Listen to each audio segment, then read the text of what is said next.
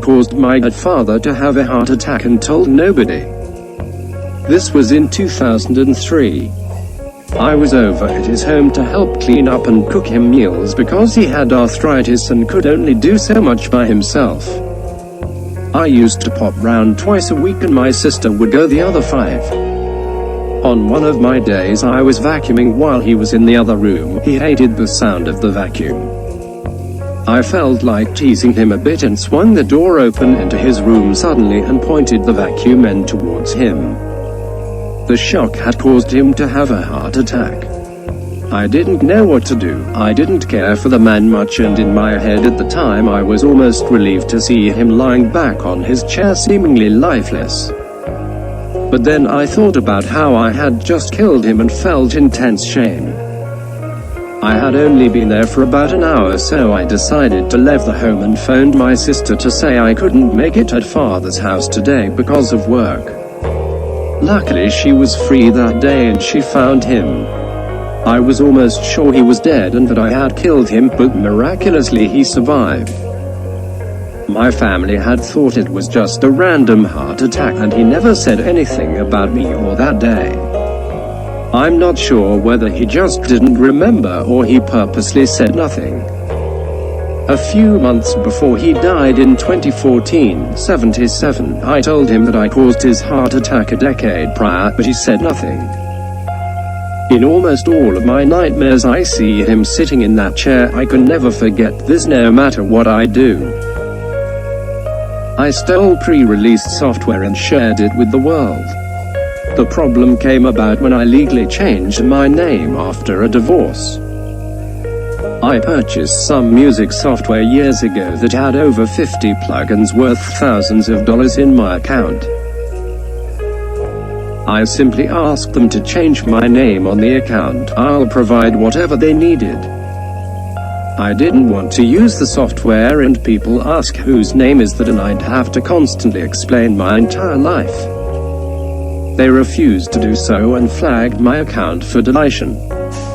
So I downloaded their beta software, which I was a member of, handed it to a programmer and he released it to download via torrent and hosting sites. They were devastated that someone could do such a thing in their support forums, just like how I was when I lost all my money with them. I used to take small things from my teachers in elementary school. So basically, whenever there was a rainy day and we played with light blocks inside the class, some blocks would always fall into my pocket. I also took magnets in the shape of a pawn and dice at some point. Very evil. I scratched someone's car in my work car park this afternoon. I heard a noise as I reversed out of the parking spot. I didn't see any damage in my mirrors and moved on. I shouldn't have. I know this, but at the time I didn't want to acknowledge it. Once I got home I noticed a large number of scratches on my car and have realized how bad the other person's car must be. It's not totally awful, just not the little scratch I expected. I feel so awful. I'm shaky from the embarrassment, shame and upset from it already. I feel sick. I feel so bad. I've never once damaged anyone's property.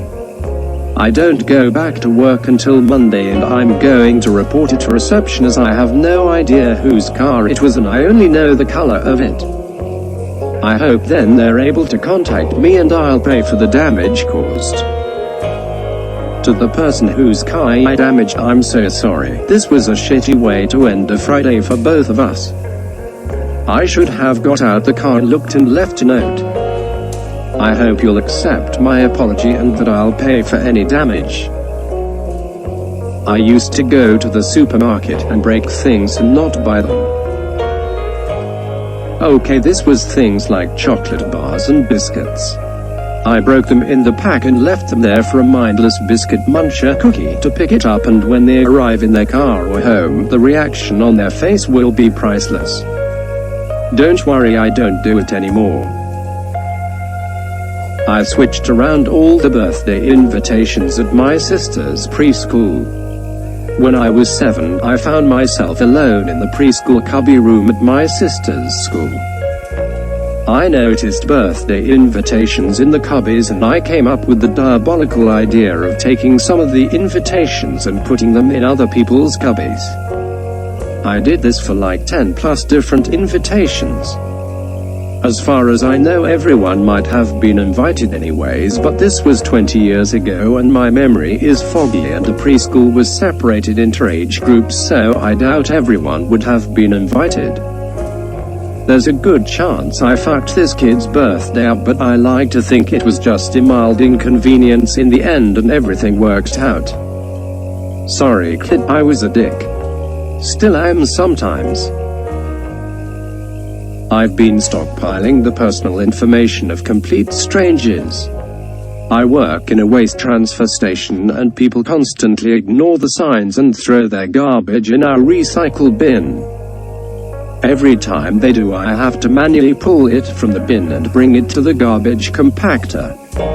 I always rip open the bags and look for identifying info. I have dozens of names, addresses, phone numbers, and several social security numbers of these offenders. I haven't done anything with this information and not sure why I'm still doing it. I'm pretty sure it involves this fantasy in my mind where I let loose all this information for the internet to dox at their leisure. The smug satisfaction of knowing I could fuck with these offenders is one of the few things that make this job more tolerable.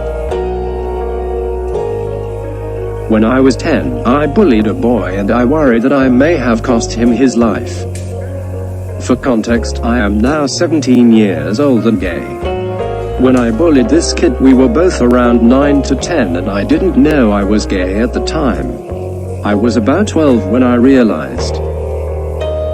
Truthfully, I can't remember everything I did to him. Luckily, it was never physical, but it was definitely emotional and verbal bullying, which is still terrible and just as harmful. I was really cruel to him. I would call him names, corner him with some of my other friends, and verbally attack him for being gay when we had no idea. It was just that he wasn't like a stereotypical boy. It pains me to say this because looking back, I realize he was such a kind and funny kid. He had dyslexia, I think, but he was still very smart and tried hard in class. About 2 years after the bullying had stopped, I realized I was gay. It was the hardest thing I've been through, and it was a very long struggle of acceptance and being comfortable with my sexuality. I suffered several mental health conditions and it put a dark cloud over my adolescent years, and it's only now that I am finally seeing the light at the end of all of that. I was bullied verbally in a similar way to how I bullied him, but not as aggressive and relentless. I deserved it, and I deserve more than just the bullying I got. As a 17 years old, I am a very kind and compassionate person. If you ask anyone around me, they would be shocked and wouldn't believe you if you said that I was a bully when I was younger. I have tried countless times to find him on Facebook, Twitter, Instagram, etc., and I've had no luck. I wish I could find him, apologize, hug him and tell him how sorry I am for what I put him through. I know how important mental health is. My struggles have affected my studying, and this boy already has a disadvantage, so my bullying no doubt made his life socially, internally, and academically challenging and painful. I actually think we would make good friends based on who he was back in junior school. We would be quite alike nowadays. I feel terrible for what I did. It often keeps me up at night. I cry about the pain I put him through, and the struggles I had damaged me in so many ways, but I inflicted more damage upon him than I had inflicted upon me, so I can't imagine what he went through. Sometimes I worry that he is no longer with us. I worry that he was bullied even more after we went to separate schools, because as disgusting as it is to say, he is the type of kid that gets bullied. He is the quiet, different, and feminine kid that makes him an easy target, and I worry that if he has taken his life, that I have played a role in that, and I could never forgive myself if I had. I doubt I will ever find him and get the chance to apologize, but I will keep trying. wherever you are and whoever you are now. I am so sorry for what I put you through. I hope one day I can try to repay you for the damage I caused.